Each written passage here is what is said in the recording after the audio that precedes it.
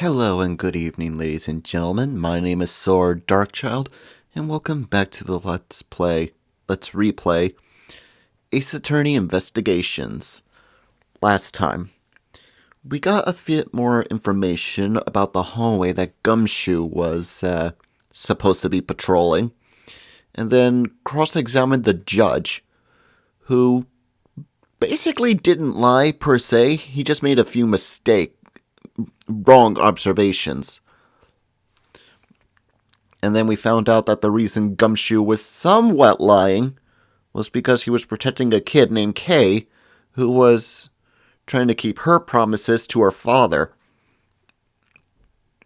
Now, with most of the case cleared up, the only place we have yet to cross-examine or investigate in is Defendant Lobby number 1. And that's what we're going to be doing today.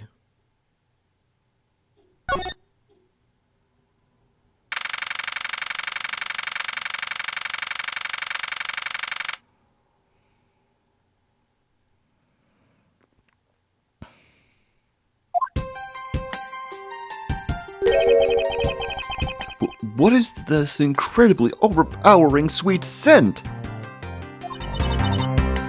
It smells like flowers. Uncle Bad, is this it? Isn't that Detective Bad and Kay over there? It looks like she managed to escape with the bailiff.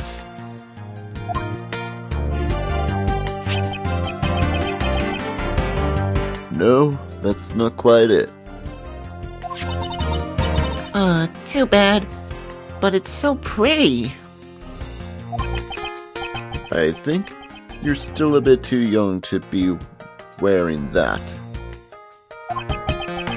But since you found it, I guess you can keep it.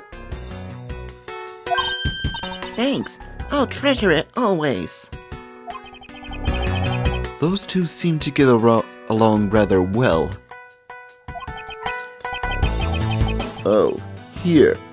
I've got something else for you. Yay! Thank you, Uncle Bad. Earlier, I ate one of these with Gummy. Gummy? Oh, you mean Gumshoe? Gummy is... He was trying to be nice to me because I was gonna get in trouble. And then he got in trouble because he lied to protect me. Gummy. I know he didn't kill Daddy. Don't cry. Verde would be sad if he saw you crying. I'm not crying. Okay. Oh, it's the mister from before, and the lady too. I don't think it would be a good idea to go home for the time being. You're not involved in the investigation, so it's for the best if you do.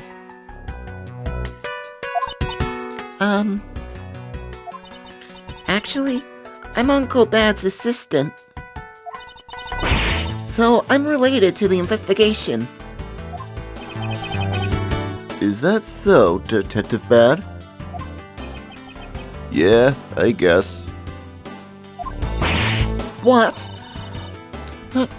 You were just scolding us like kids to not mess up the crime scene. And now you let this child run free? Why? People are free to investigate things outside of the actual crime scene. You also had a few things she wanted to look into. Got a problem with that?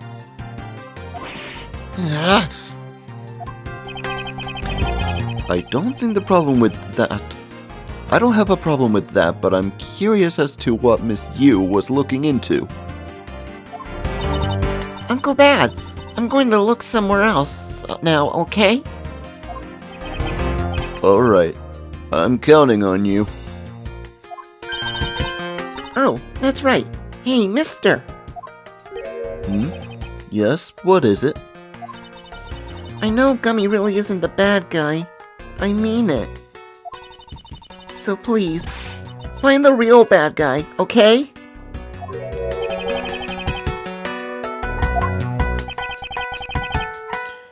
I won't forgive whoever did this. But in the absence of the perfect piece of testimony and evidence, there is no one else who could be the true culprit other than Detective Gumshoe. She wandered off while I was pondering. Okay, let's have a few words with Detective Bad. I can see down into the courthouse courtyard from here. What is that mess supposed to be? It's like an optical illusion. I believe it's supposed to be a postmodern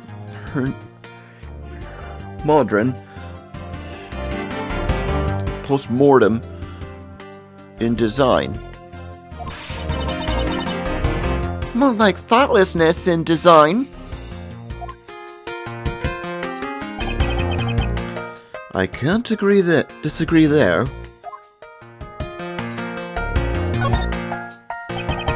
Detective Bad, what exactly is Kay searching for?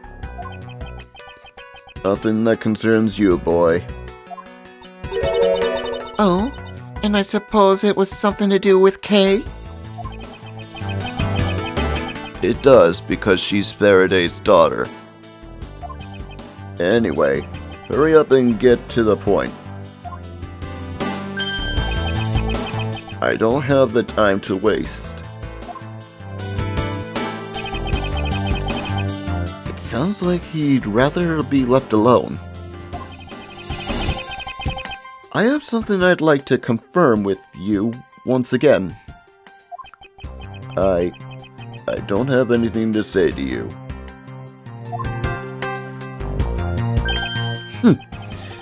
But be that as it may, we still have questions that we need answers to. Now then, first of all, what is this overpowering smell that is permeating this room? Upon entering this room, I thought I was going to suffocate. It's that ultra strong perfume whom Yoon wears. She spilled some of it. I was having a bad time of it myself. I didn't think twice and opened the window, but that smell's still here. Perfume, huh? So the sweet scent in the air is perfume. Well, it's giving off quite a stench. I bet it's some cheap non-name brand. She said it's a famous brand from overseas. It's a knockoff. Yes, definitely a knockoff. No disrespect, but she forced one of those bottles on me. Here, little girl, you can have it. I was born for a much more expensive and refined perfume. However, seeing as how you just happen to have a spare, I suppose I'll take it.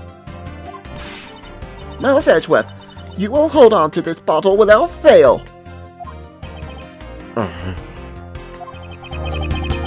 Why can't she ever be honest about her wants?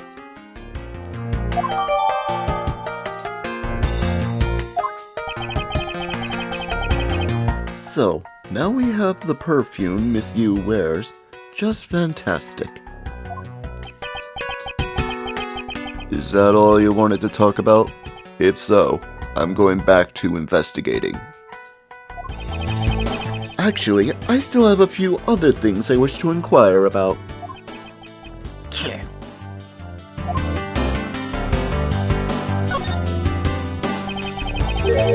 So you were in this room the entire recess? Like I said, I made a call to the precinct to get that big lug down here.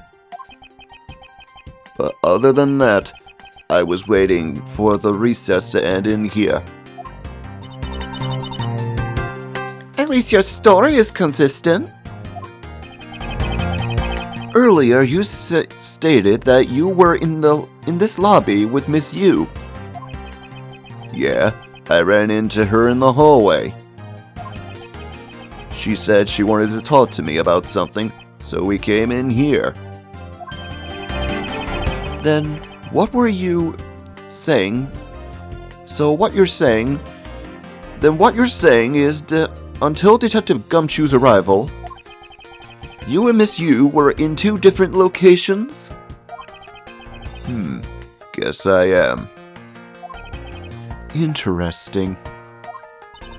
Speaking of that lawyer, she seems to have a great dislike for you. Ugh. Let's see. Miss Yu is the sister of the victim of the KG-8 incident. And as I recall, Detective Bad was the lead detective in that case. I wonder if the reason for her disdain is simply because you failed to guard Cece. But because you were the lead detective on this case,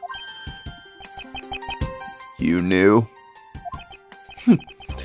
I also know that today's trial involving the Godolphin embassy, his staff member, is being referred to as the second KG-8 incident. Now then, Detective, I believe it's time you were honest with me and told me the truth behind your relationship with Miss Yu and Mr. Faraday. And the KG-8 incident. If you already know that much, I guess it'd be alright to tell you.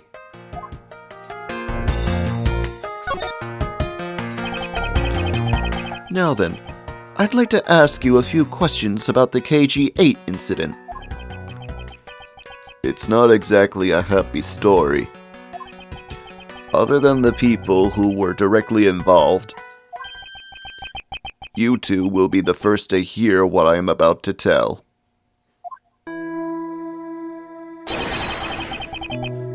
The honest truth behind the KG-8 incident.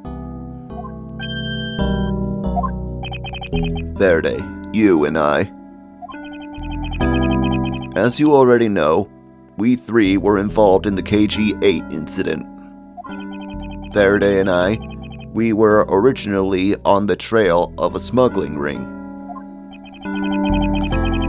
You mean the smuggling case involving one of the animal group's secretaries? That trial was just a front. A facade? Yeah, but the case became tainted. All because the witness who was going to testify about the animal group's ties to the smuggling ring, CCU, was killed. Then what became of the secretary who was arrested? His name was Colin DeVore. To be honest, the guy didn't know a thing about the smuggling ring. But he confessed to knowing about it anyway. DeVore was probably being intimidated hit by the big boss man. Just another scapegoat. The big boss of the animal group. He can't seriously mean Mr. Ernest Amano? That can't be right. It's probably just Detective Bad's personal hypothesis. What is he trying to do, suspecting Mr. Amano of being involved in smuggling?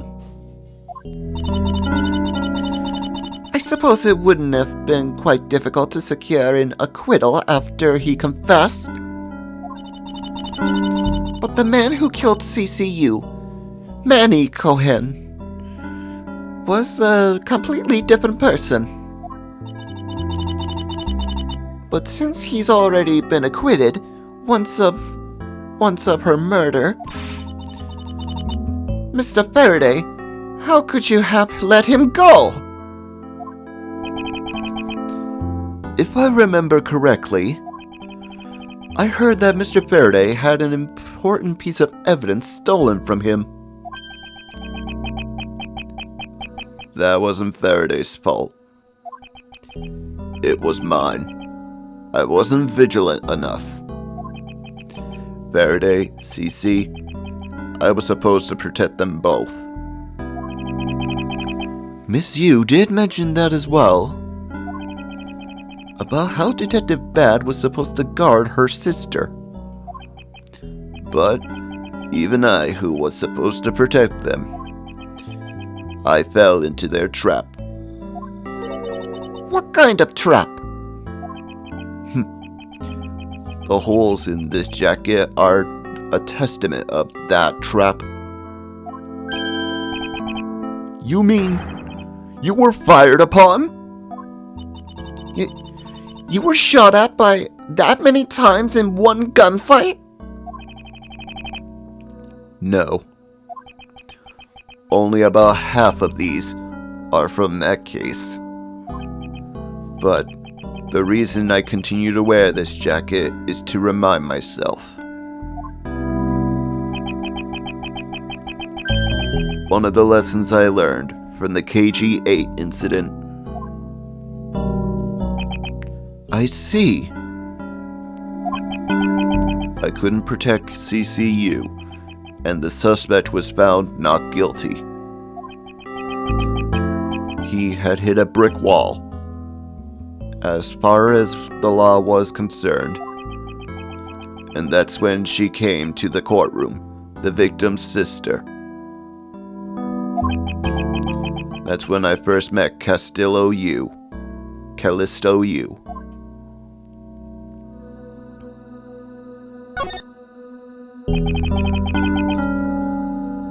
About when you first met Miss Yu? It was on the day of the verdict on the KG-8 incident. It was handed down, wasn't it? Yes, Faraday and I, we apologized to her from the bottom of our hearts. It was all we could do, but just saying you're sorry won't bring my sister back, she said. And then she gave me a hard slap across the face. Well, she certainly had a lot of self-control to stop at just a slap. If it was me, not even 100 lashes would have been punishment enough. I suppose not. You said it herself, that she never wanted to see either of us ever again. But after that, you've seen her many times over, correct? Yeah, Faraday and I, even after the KG-8 incident had come to a close. We continued to hunt down the smuggling ring and got involved in a variety of cases. But it was no use. We cracked so many different cases. But the result was always the same. We couldn't find the real mastermind behind the ring. Is the ring really that big? It was in the pursuit of the ring that we met you once again. It was during another trial related to the smuggling ring. Faraday was the prosecutor, and I was the lead detective. Took to the witness stand. She appeared out of the blue as the defense attorney. Her client was related to the smuggling ring, and she was defending them. Yeah. Was pursuing the ring as best she could as a lawyer. I think she defended Rel this time, for some reason. Come to think of it, Miss Yu did say something to the same effect. I have my own agenda. I'm still going on the hunt for leads regarding to the KG-8 incident, alright? And for what? And for that, you have not a single qualm about defending a known killer? Don't put words into my mouth. I said no such thing. The only way I had to get closer to Mr. Rel was to be his lawyer. I had no intention of covering for him, ever. So don't you dare suggest I was going to. It doesn't matter what her reason is. Helping a criminal is just despicable. You're so naive, little girl. I could have stolen this lollipop from you. That's how naive you are. How dare you insult the daughter of a Von Karma? Just like us, you felt that she had hit the limit of what the law could do. That's all. The law is merely a tool. There is no limit to it, only the skill of the craftsman. You two are still too young, but one day you'll know what I mean. But enough sidetracking. What matters is that we meet you again, in pursuit of the smuggling ring. That's all.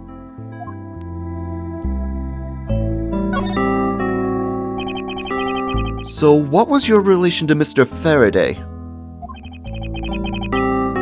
You even seem to know Kay fairly well. I met him when he was a rookie prosecutor. Known him ever since. And Kay, I've known her since the day she was born.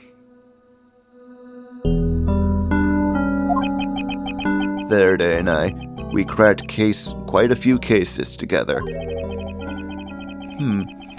But you two seem to have made no progress at all in the Yatagarasu case.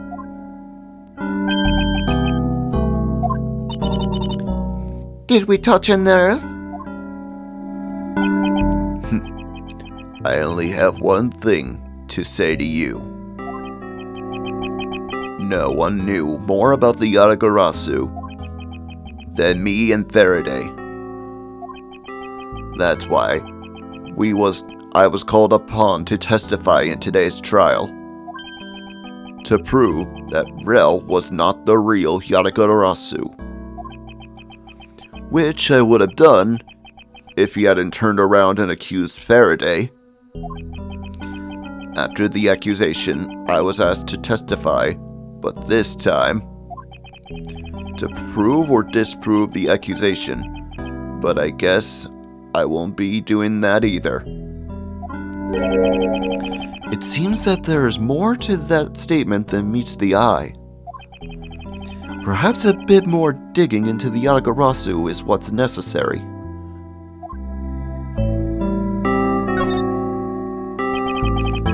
You claim to know much about the Yatagarasu.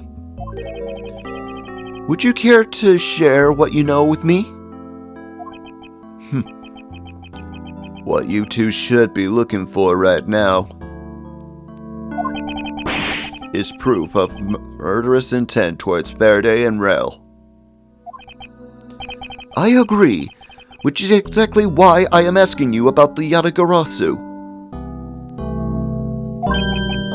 What? The KG-8 incident in the second and the second KG-8 incident. Both of these cases are tied to the smuggling ring. And in both of these cases, the witness who was to testify about the ring was murdered. However, there is one point to which they differ, and that is the presence and or absence of the great thief Yatagarasu. Mr. Rel claimed to be the Yatagarasu. However, in the middle of the trial, he suddenly declared Mr. Faraday to be the real Yatagarasu. Then, during the recess, they were both killed. Don't you find that to be the least bit odd? Miles Edgeworth, stop beating around the bush and just spit it out already! I believe that there must be some reason that the two men suspected of being the Yatagarasu were both killed at the same time. A reason, huh? And so, in order to catch Mr. Faraday and Mr. Rel's cold-blooded killer, I feel that I need to learn as much as I can about the Yatagarasu. If it will help you solve the case, then I'll tell you. I'll tell you the reason why we've never caught the Yatagarasu. What is that sudden outburst for? You almost made me whip you by accident! No! It's still accidentally whipping me, anyway. There are three main reasons why the Yatagarasu was always one step ahead. First, the Yatagarasu always knows the location of the target object. Second, the Yatagarasu always knows exactly how to disarm the security system. Third, the Yatagarasu doesn't leave a single shred of evidence behind it, ever. I see. So those are the Yatagarasu's special traits. Sounds like an incredibly elusive thief. The Yatagarasu has never been caught on tape. Never tries to draw anyone's attention. And would never do something as low as commit murder. That's how I knew that Rel wasn't the real Yatagarasu anyway. But you can't use that sort of logic on its own to prove that he wasn't. Listen, little girl. I'm not done talking yet. What's different about this time was that evidence related to the smuggling ring was sent to the police. And the sender was none other than one who infiltrated the Kodan emissary, the Yatagarasu. The Yatagarasu sent the evidence? Until now, the Yatagarasu, who always publicized any corrupt dealings through the mass media, but not this time. The evidence this time was something only Faraday and I, and a select few others knew about. In that case, how can you be so sure that it was the Yatagarasu who sent it? That's easy. A special card that only the Yatagarasu uses was attached. That's how I can be so sure. And just what sort of card is it? Here, take a look at this article. Whenever the Yatagarasu wants to publicize something, a white card is sent along with the stolen information. But when we questioned Rel about what was sent along with the white card, Rel had no idea what it was. Ah, and that's how Detective Bad knew that Mr. Rel was the phony. Thank you very much. I have a much better understanding of the Yatagarasu now.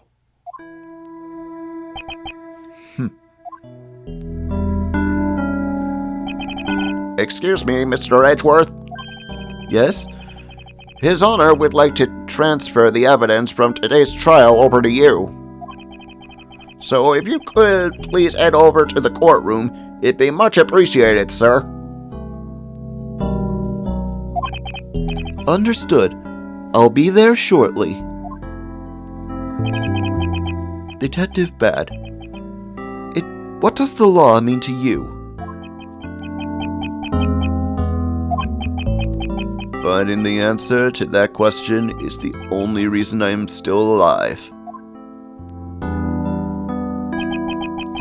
I became a prosecutor to find the answer to that question myself, and to play a part in ensuring that all criminals everywhere are found guilty.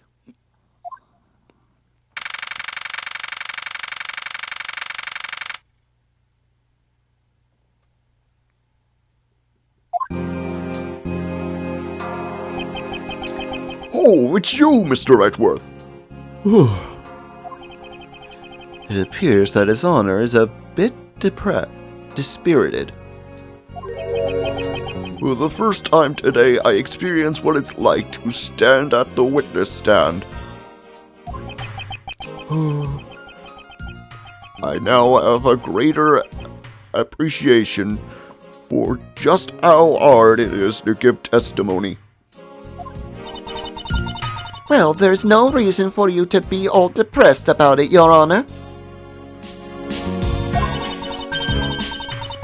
As a judge, no one expects you to think about anything other than the verdict.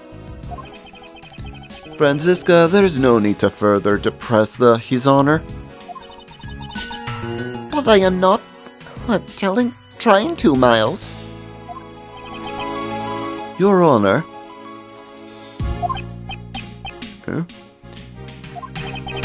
Your Honor, I've come to collect the evidence that was transferred to me.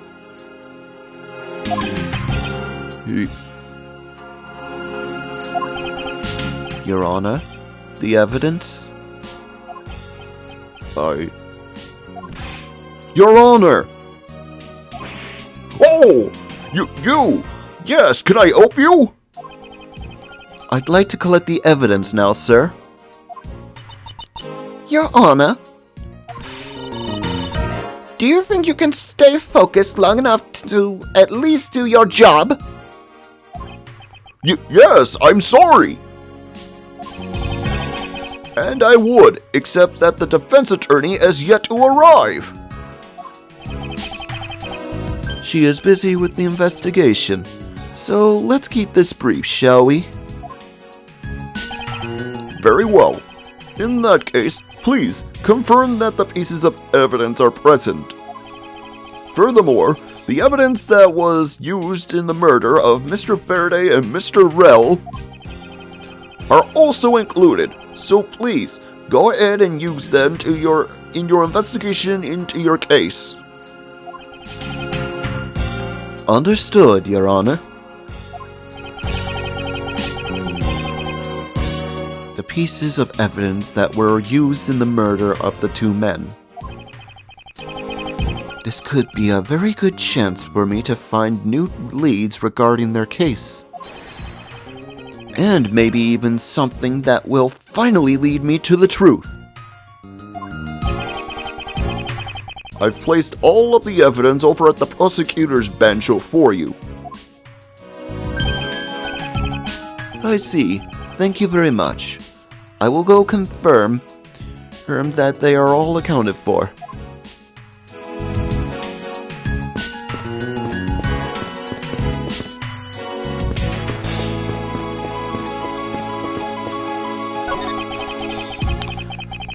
So this is the evidence related to today's cutoff and emissary trial for Mr. Faraday's bag.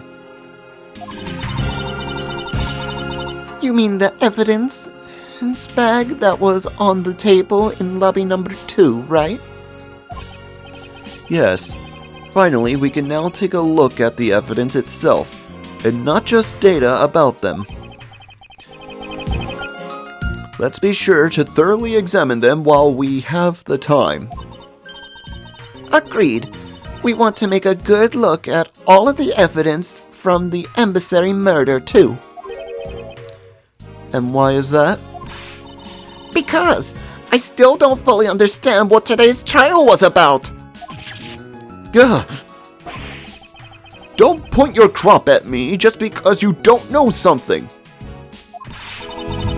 And don't you try to order me around just because Papa chose you today. I see someone is still sore about being picked by Mr. Von Karma.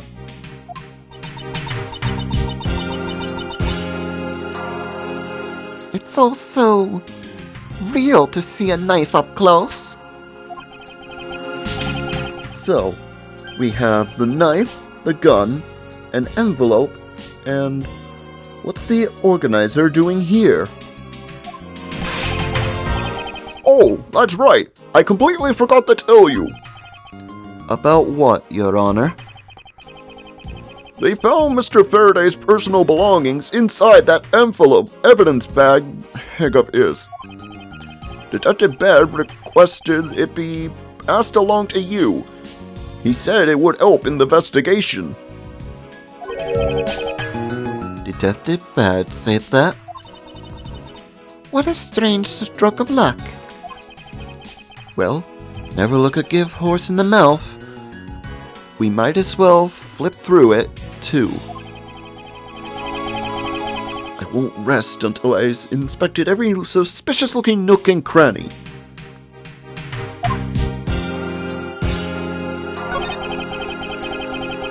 Let's take a quick look through these documents before this trial started. Well, I wasn't even offered the opportunity to skim it. I suppose I should explain it to you then. Yes, you should. Perfectly and in its entirety, if you please. On the night of September 8th, an emissary staff member was killed in front of the emissary.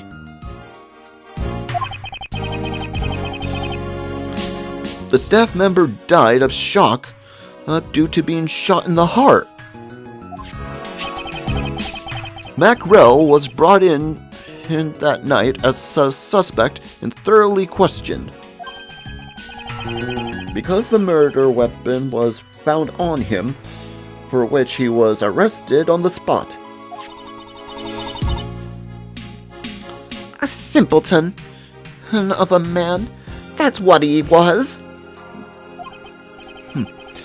Perhaps he was, for the weapon wasn't the only incriminating evidence we had.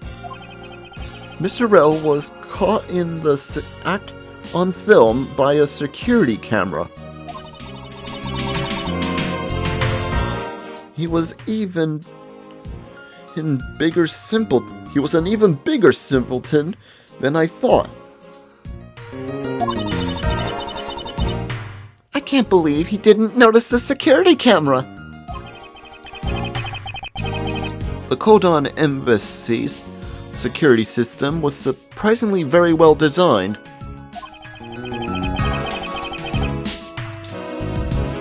He may have simply not been aware that there was a camera in the area. So, you have seen the contents of the video yourself? Yes, the surveillance video the security camera took was played during the trial by Mr. Faraday. You can clearly identify Mr. Well on it. Even the sound of the gunshot was crystal clear. So the footage included sound, huh? I don't think I'd ever want to see the moment of someone's death in real life. Me either.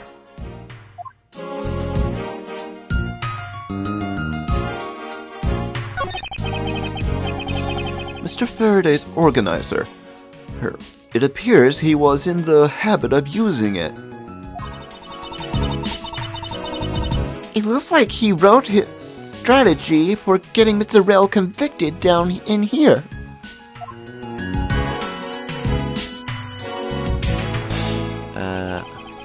Okay. It appears that Mr. Faraday honestly believed that Mr. Rel was the killer in this case.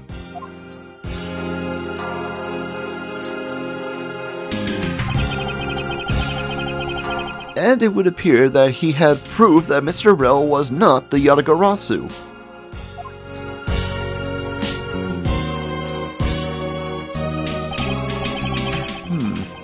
And he apparently also had a very definitive piece of evidence.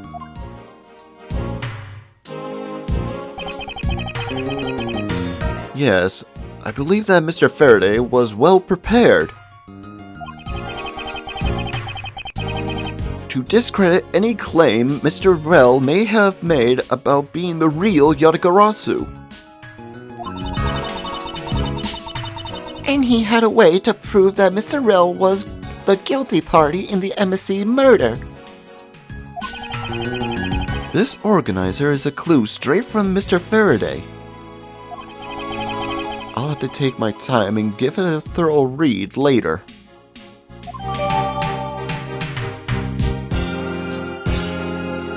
If you wanted to read that now, while I was reading all of that, pause the video. Look, there's a picture stuck between these pages here. It appears to be a key?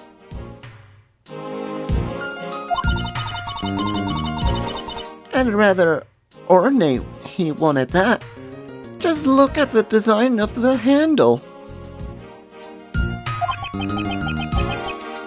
The craftsmanship is superb. Could this be the Yatagarasu's key Mr. Faraday mentioned in his organizer? The Yatagarasu's key? Detective Bed said something earlier. What's different about this time was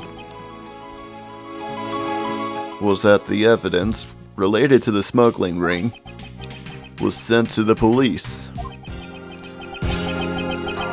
And the sender was none other than the one who infiltrated the Kohan emissary, the Yatagarasu. The Yatagarasu sent the evidence. Until now, the Yatagarasu would always publicize any corrupt dealings through the mass media. But not this time. The evidence this time was something only Mr. Faraday and I, and a select few others knew about. Mr. Faraday must have been trying to keep this secret key safe. As the prosecutor on both the Yatagarasu and the smuggling ring cases, that's to be expected.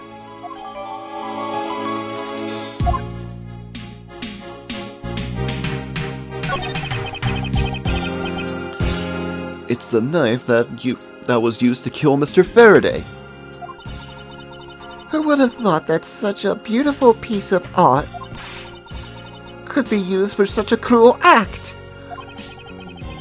And it's never crossed your mind that you used your writing crop for the wrong purpose? It's odd. What is it? Mr. Faraday didn't mention anything about a knife in his organizer. That certainly is odd. The weapon that was used to kill the Vodafone emissary staff member was a gun. But if that's the case, then where did the knife that was used to murder Mr. Faraday come from? Isn't it obvious? It was brought into the courtroom by Mr. L. That's the only logical conclusion, right? No, because it's not that easy to smuggle a weapon like that in here. Every person who enters the courthouse doors is checked thoroughly for contraband. Furthermore, the suspect was handcuffed, making it impossible for him to bring a knife as large as this inside. In that case, how do you suppose this knife ended up inside the courthouse? I need to think carefully here. There's nothing related to the knife written anywhere in Mr. Faraday's organizer. However, it is a fact that this knife came from Mr. Faraday's evidence bag.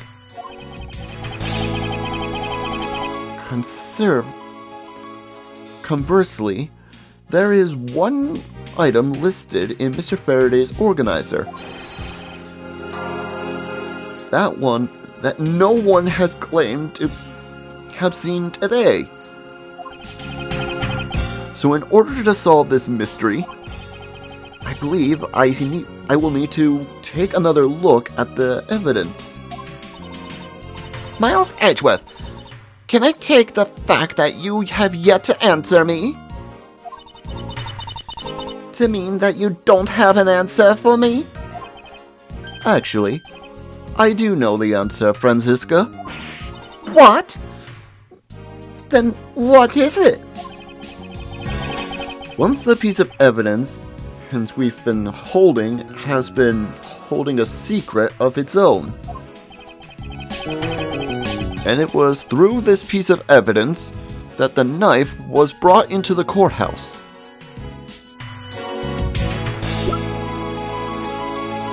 Take that! This Yatagarasu key Mr. Faraday mentioned in his organizer. This is how the knife was brought into the courthouse. You're not making any sense, Miles Edgeworth. You just need to look a bit closer, Franziska, to see what I mean. Don't the color and ornamentation of the key's handle remind you of anything? They do remind me of the knife. Very good. Both the Yatagarasu's key in this photo and the murderous knife have this very unique design on their handles. Furthermore, even though Mr. Faraday mentions the Yatagarasu key, the only object we found at the crime scene was the knife. You don't seriously mean to say? It appears that you finally caught up. And yes, I do mean to say that these two pieces are in fact one and the same. That's impossible!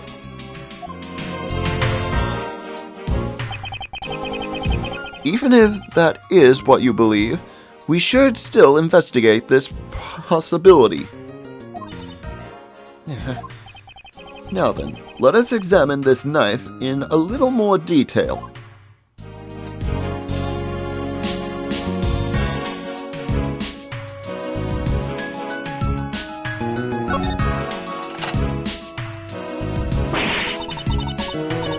can't believe it turned into a key. To think that there was such a trick to this thing. So, the weapon used to kill Mr. Faraday is actually the key the Yaragarasu you stole. This piece of information is more critical than anything we've learned up until now.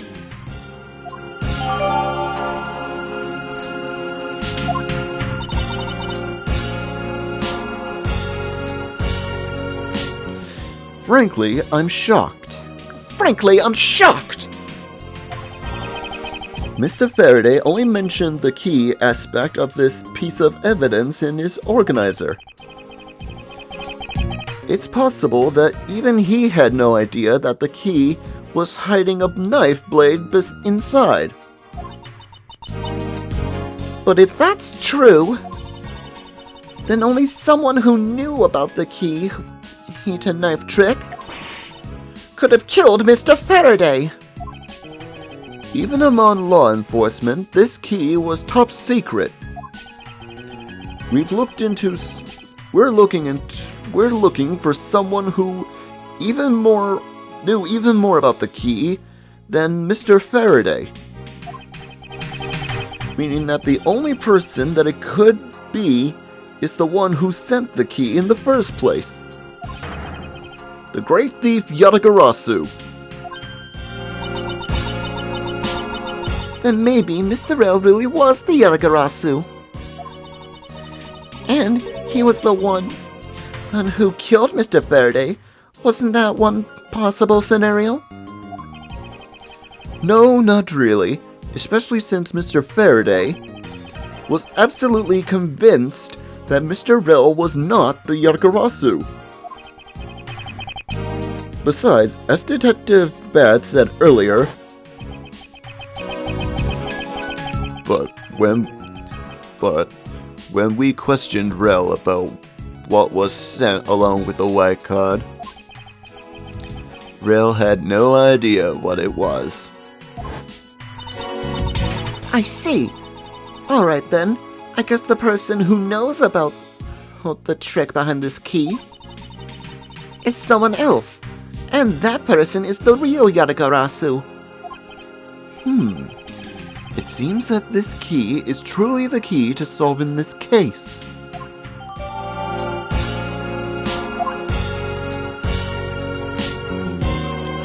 Alright.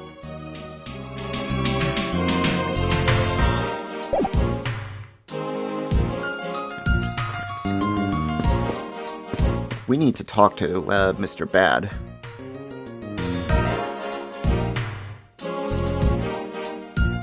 Just to be sure.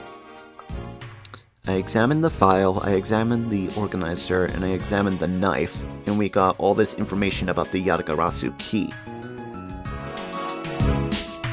I feel like that's all we need, and we're gonna have to go back and talk to Mr. Bad about this. Oi, on your feet, you!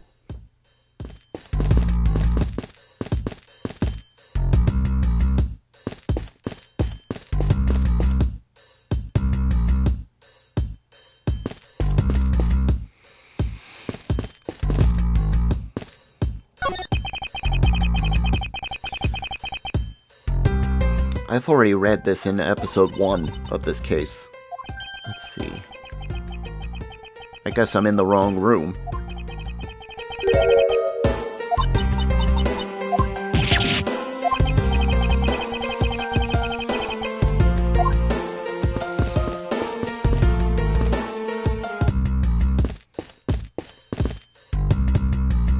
There he is.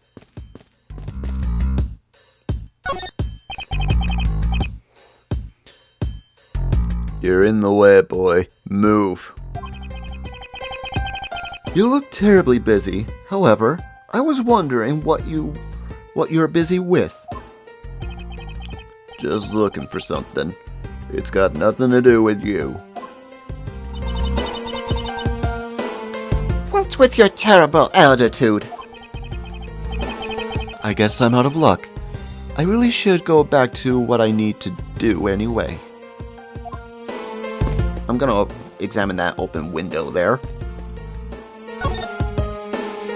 I can still smell that perfume even with the window being left open to air out the room. Are you sure they can't just forget to close the window, Miles?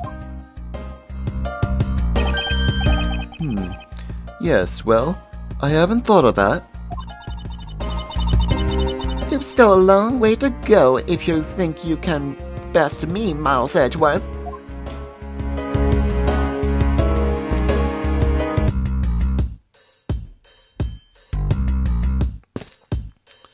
Okay.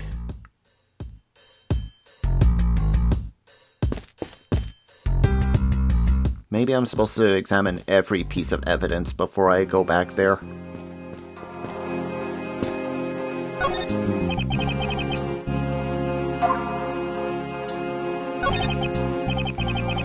This gun, it was originally used to kill the courthouse and embassy staff member. When the crime was reported, the responding police found Mr. Rell still holding it, which led to his immediate arrest. And then, this gun took the original shooter's life. How ironic. Indeed. There doesn't seem to be anything else to learn from this piece of evidence. That's odd. We're short one piece of evidence. And the piece that's missing is the surveillance video. Oh, that was played in the court. The surveillance video? How could a piece of evidence just disappear? Where did it go? The video is showing the moment of which Mr. Rell committed the murder. Where could it have gone to, indeed? Are you done with your inspection of the evidence? Yes, I'm finished. However, Your Honor, I am missing a single piece of the prosecutional evidence. Your Honor, were you direct in your duties? What? No! I dare not lack in my duties! What do you take me for? No, Your Honor. The most important piece of evidence in today's trial, the surveillance video, is not among the evidence you laid out for me.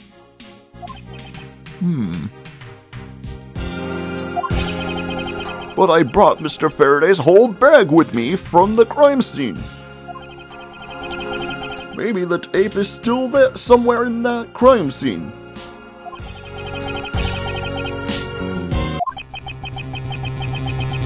There's something wrong here. Something about this missing piece of evidence. It would appear that for me to find the answer I seek, I will have to pay another visit to the scene of the crime, defendant lobby number 2.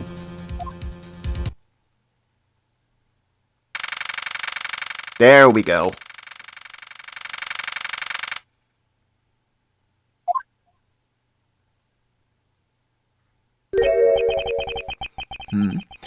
That's Detective Bad, but who is he with?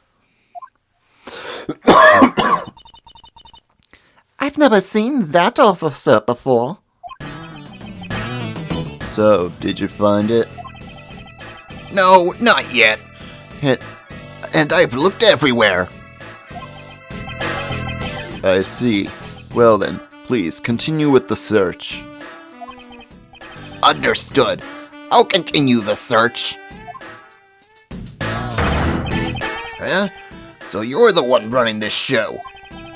Prosecutors like you shouldn't even be allowed at crime scenes. How dare you?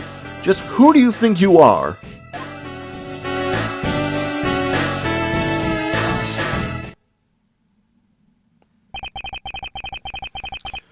What was that all about? And who was that man just now? Whoever it was, I never seen anyone more impudent, officer, in my life.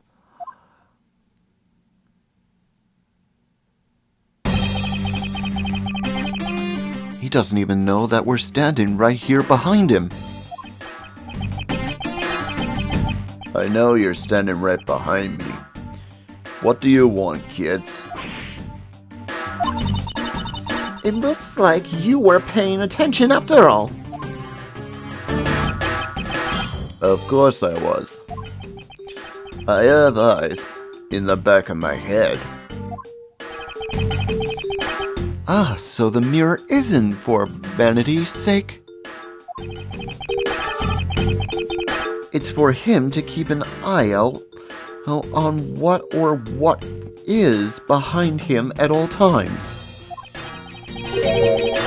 So tell me, Detective Bad, who was that rude man just now? That guy came here from the Republic of Zongfa to study. He's Agent Lang. He's trying everything he can to revive the lost honor of his family. He's traveling the world to study different philosophies of detainment from scratch. By visiting various police departments around the world, he has a lot of dedication. He's still just a rookie cop, but I sense a strong grudge of some sort from him. The guy's more useful than Gumshoe, even if he is rude. Well, he sure has a lot of guts to come to this country and give prosecutors a hard time. I agree. However, I can think of one young lady that statement also applies to. Anyway, what was that agent looking for, Detective Bad? Earlier, that little girl was poking around in lobby number 1 as well. Like I said before, it's got nothing to do with the two of you. I highly doubt that it has nothing to do with me.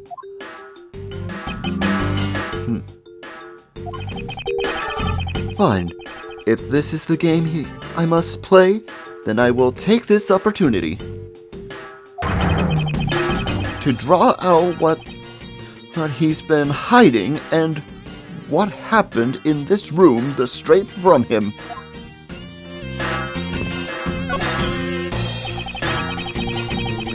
Earlier today, you were in lobby number 1, and now you're here in lobby number 2. You're quite the busy man, Detective Bad. Multiple returns to a crime scene brings about success. That's what we detectives say. I see. In that case, you wouldn't mind if I asked you what happened again, correct? I don't have anything left to say to you, boy. Boy? You'll see, I will. You'll see. I'll draw my answer from you one way or another. Would it kill you to help even us a tiny bit in your investigation? I gave Faraday's notebook to the judge earlier. That's help enough, don't you think? Please, we are asking you for a bit more of your cooperation. Don't push me, kid.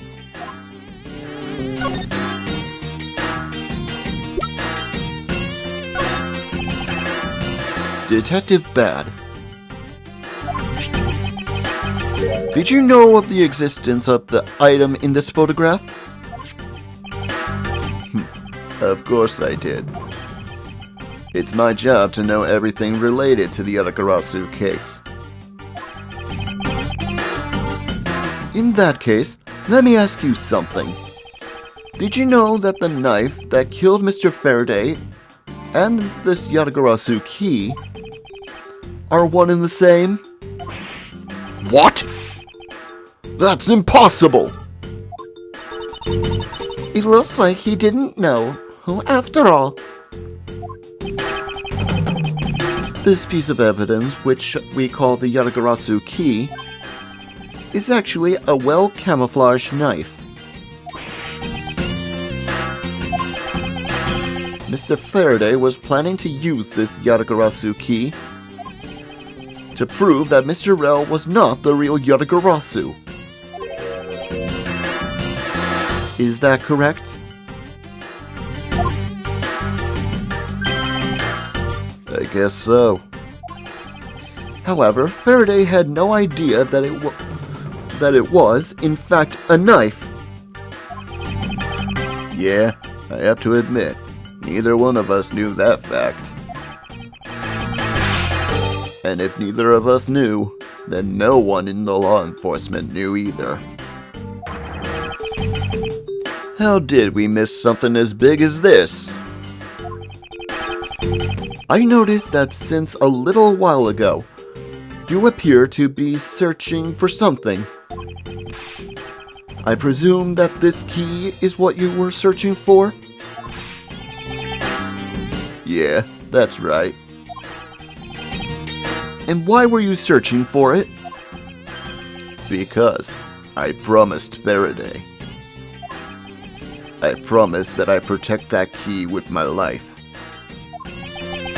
But after he was killed, the key disappeared from Faraday's evidence bag. Who would have thought that that key is what took away his life? Detective Bad. So that we may find the truth, please testify to me one more time. Alright. But it doesn't matter how many times I tell you about what happened, nothing will change.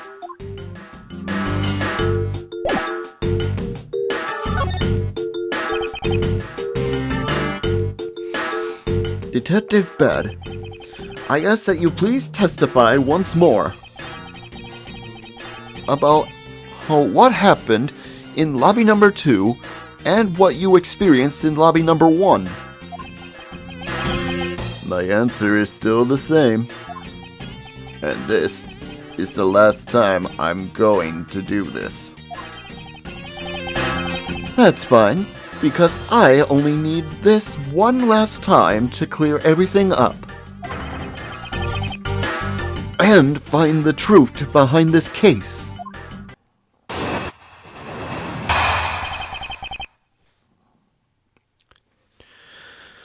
Detective Bad's movements. I was in lobby number 1, talking with you. We were talking about several trivial things. I heard the gunshot right before the trial was about to reconvene. When we heard it, you and I immediately dashed out into the hallway together. I saw Gumshoe goofing about out there, and then we all ran out into lobby number 2.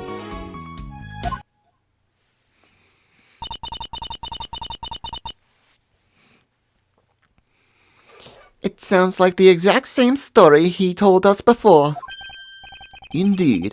However, I feel that we have yet to draw out all the information that we can.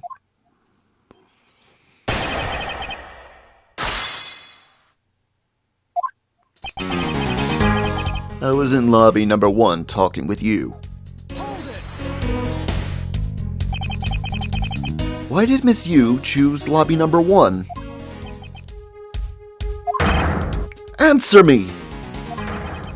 Who knows? She just said that she had something she wanted to talk to me about. And we walked into lobby number 1. That's all. So his answer remains the same as before, I see. We were talking about some trivial things. Hold it! I was hoping you could explain what exactly you were discussing with Miss Yu. Trivial stuff. It was nothing important. That's for me to decide.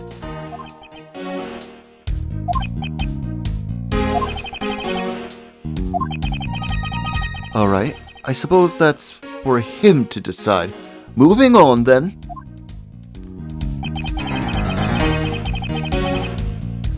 Then I heard the gunshot, right before the trial was about to reconvene. Hold it! Until you heard the gunshot, did you notice anything else that was out of the ordinary? I didn't hear any other strange sounds until that gunshot.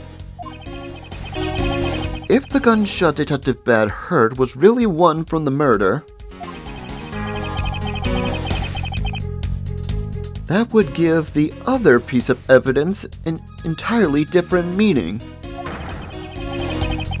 I ask that you please amend your testimony with that statement just now. Sure.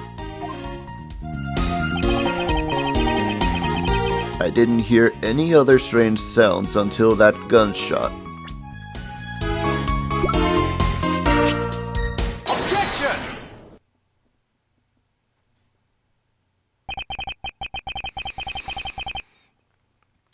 Detective Bad, does this balloon fragment remind you of anything? It's the same color as the one Kay was holding.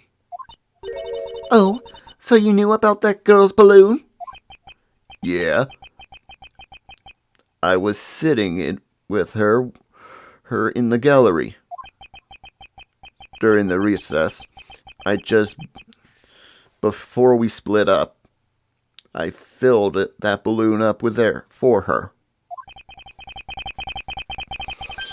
Well, as you may have already surmised, this piece did indeed have come from Kay's balloon. So, what about the balloon? I wonder if you might remember hearing this balloon pop at some point? What are you getting at? This fragment was found in the hallway right in front of lobby number 2. Furthermore, it was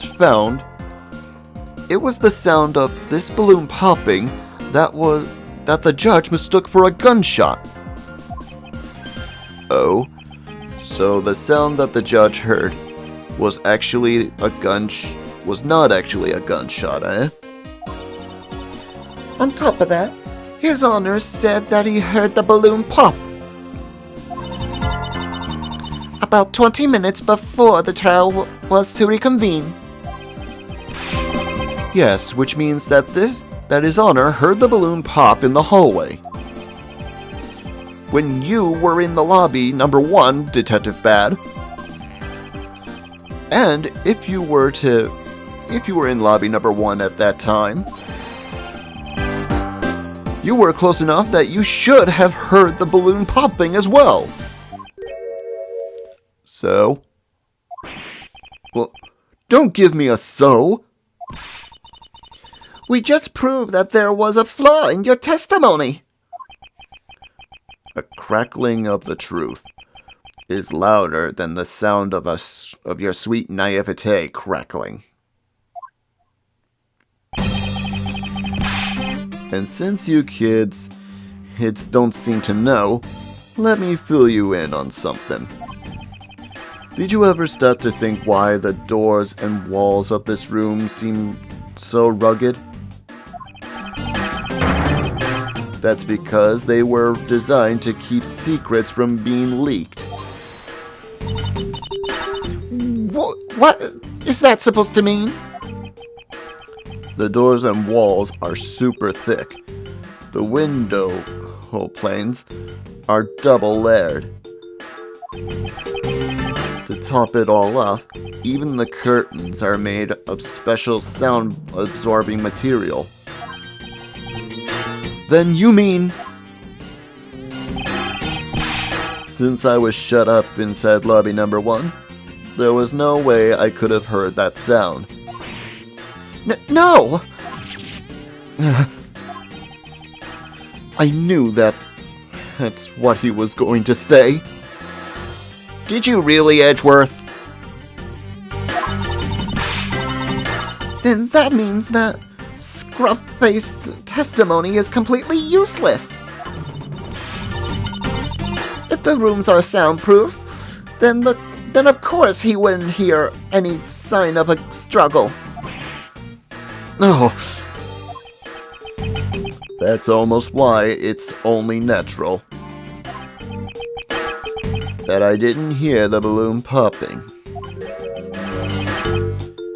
Now do you get it, kids? Miles, I thought we were supposed to be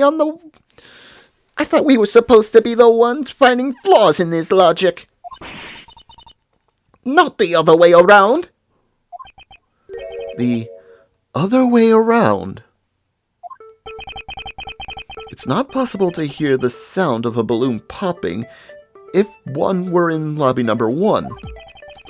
However, if we explain this situation in reverse, a person standing in the hallway should not be able to hear the real gunshot either. And yet, Detective Gumshoe claims to have heard it while he was standing in the hallway. Detective Bad, if that is the case, how exactly did you hear the gunshot? What do you mean, how? I just did. It would appear that you have yet to realize the contradiction in your own words. Oh, how so? If the rooms are as soundproof as you say they are, then how did the sound of a gunshot enter your ears? I see what you mean. I guess I'm more out of it from Faraday's murder than I had thought.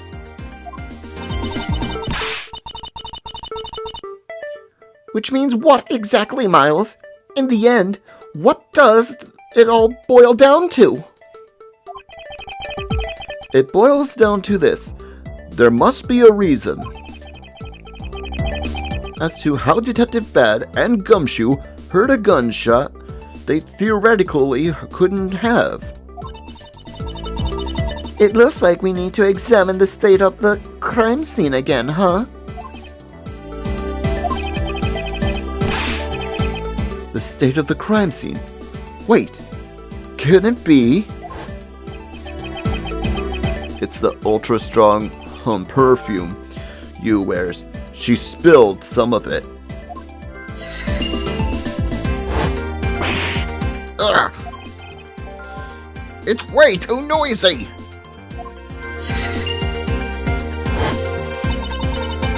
The surveillance video? How could a piece of evidence just disappear? Where did it go?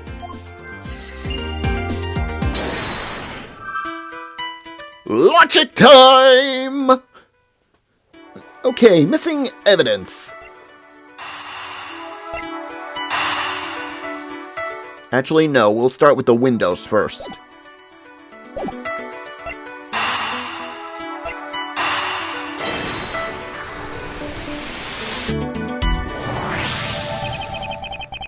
It's simply not possible for the killer to have escaped through the barred windows. And yet, the fragrance of the perfume managed to escape from the defendant lobby number 1. Of course. Incorporeal things can move freely through these open barred windows.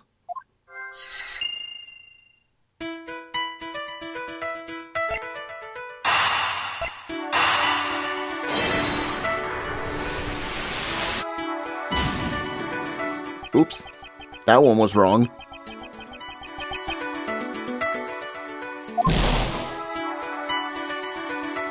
Let's try that again.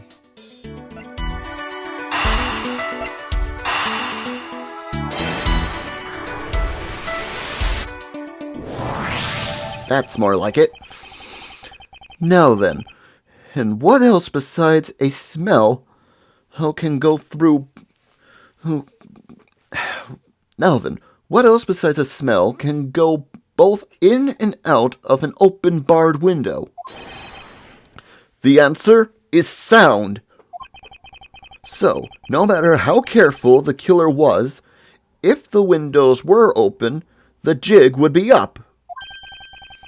And since the windows in both defendant lobby number 1 and the hallway were open, that explains the sound of a gunshot could be heard in both locations.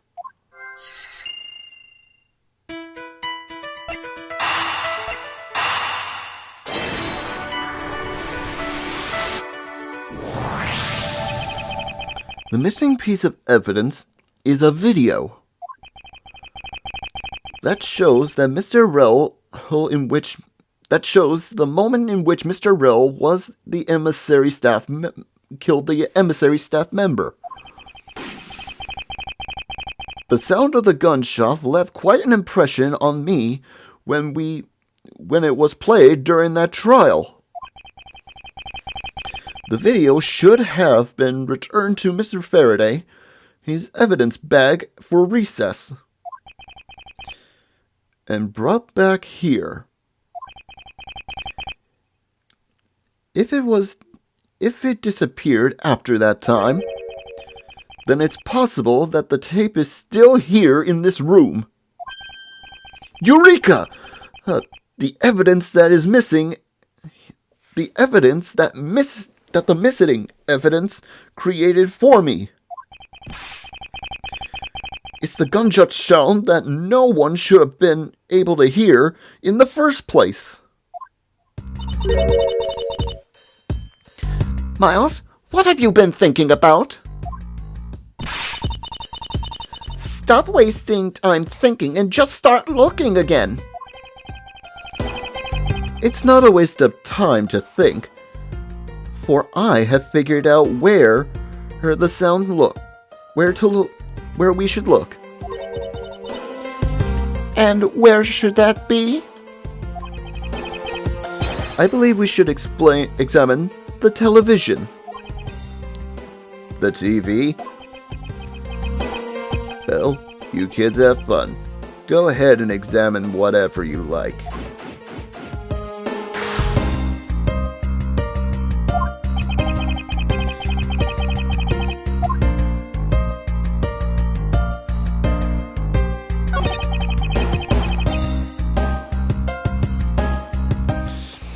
Earlier, when Detective Gumshoe touched this, it made an almost terrible racket.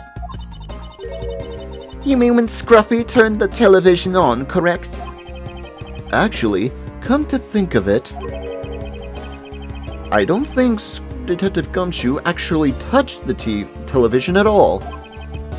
Furthermore, it seemed more like when the video feed suddenly stopped, at least it did to me. I wonder why is that?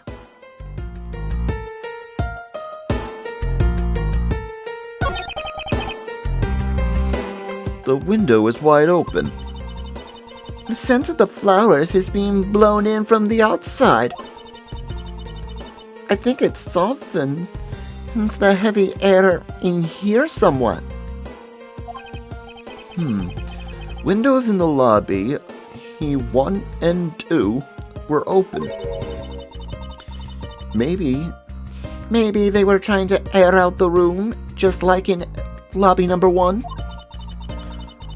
Or maybe they just sought to ease some of the tension through some fresh air. While Mr. Faraday and Mr. Rell, with Mr. Rell and Mr. Faraday in the same room, I imagine the latter to be the case. But was there really a need to open the window just for that?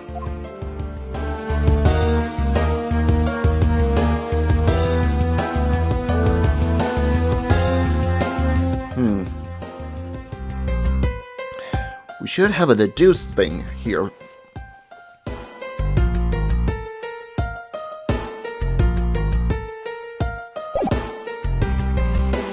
What am I missing here?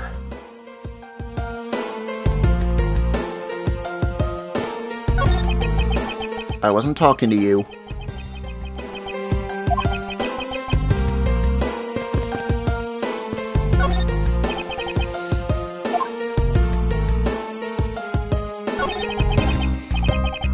It's a video player, and there seems to be a videotape inside. Looks like it. The tape must have been stopped on its own when it reached the end. This tape, could it not be the missing surveillance tape? I suppose, but... Detective Bad, would it be alright with you if I verified the contents of this video? Sure, knock yourself out. Alright, then let's rewind this and see what we have. If I remember correctly, the footage of Rel killing the embassy staff member should be about the 30-minute mark from the start of the tape. Understood. This should be just about right. Now then, let's see.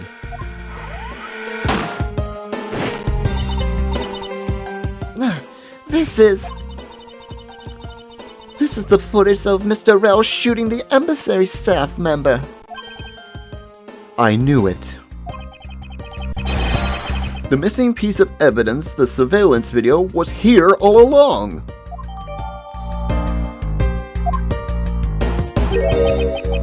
This sound. What's the meaning of this? It appears that Detective Bad has figured out the true source of the gunshot we heard. With this, I think we can figure out the trick behind the double murder. Do you mean that you figured it all out, then? Yes. All I have to do now is show what the gunshot deceived Detectives Bad and Gumshoe heard was, and through where they heard it from. Fine. In that case, show me what you've discovered. Deduced.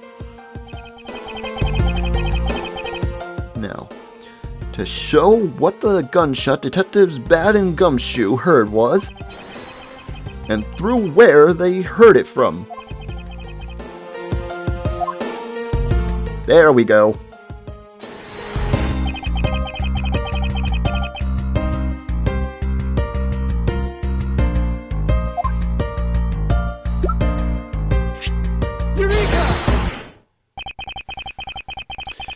If the door and windows close to the crime scene, namely this room that we're in, were closed, the killer could have used the gun and no one would have been the wiser. That's true. The courthouse does seem to be well designed for such a thing, as it were. However, what happened in reality was Detective Gumshoe, Detective Bad, and Miss Yu, all three of them heard the gunshot. Well, the windows in lobby number 1 and number 2 and the hallway were open. So naturally, the people in those locations could hear it. Ah, but then, why would the criminal open the window in the first place? To allow the gunshot to be heard, I suppose. Correct. That's the only logical conclusion we can draw from this. But why was that necessary in the first place? I want a real answer, Miles. I demand satisfaction. Very well. I believe that the killer wanted to manipulate our perception of the certain fact.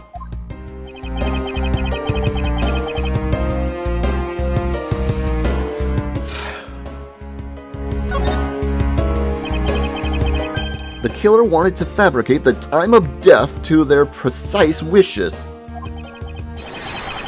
And they used the gunshot in the surveillance video to do so.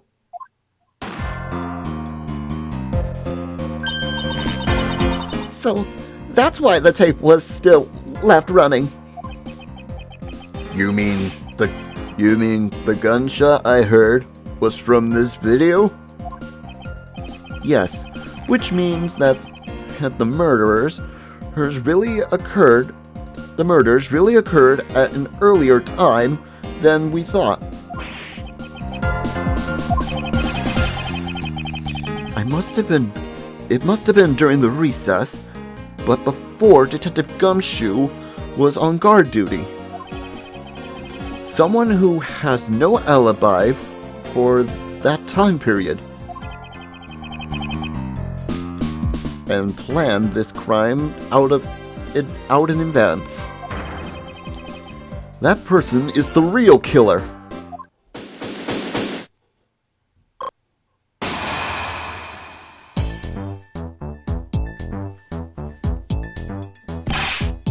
Mr. Edgeworth. Yes, what is it? Ms. Yu is asking for you. She's in the courtroom. She says that she's identified the murderer, and that she wants to clarify something. It looks like Miss Yu is still investigating something. Understood. Please tell her that I'll be right there. I'll come along. I want to hear what she has to say. It would appear that the time has come to uncover the truth. And we will next time in Let's Replay Ace Attorney Investigations. I hope you enjoyed today's episode. If you did and would love to see more, hit that like and subscribe button, leave a comment if you want, ring that bell to be notified when our next video comes out. We do new videos every Tuesday, Thursday, and occasionally Saturday and Sundays.